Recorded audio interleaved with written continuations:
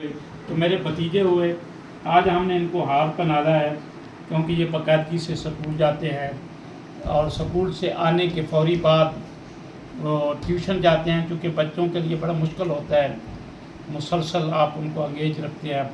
School फिर आते ही इतना बड़ा बस्ता जी आजकल के दौर में, जिसका वज़न कितना होगा जी, कोई 20 किलो के करीब का बच्चा जो उठा ही नहीं सकता, वो लेके ये स्कूल जाता है पीछे।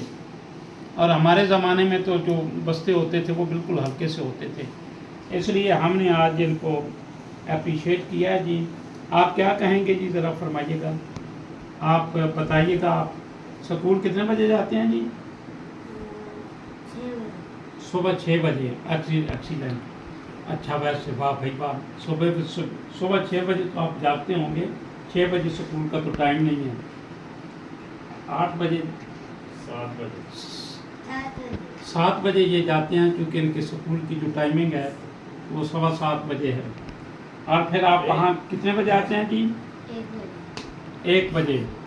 और कितनी देर के बाद ट्यूशन जाते हैं?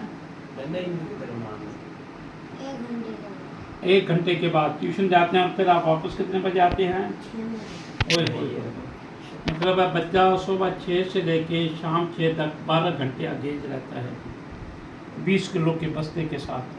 तब तक क्लैपिंग करेंगे। चलो जी, वीडियो में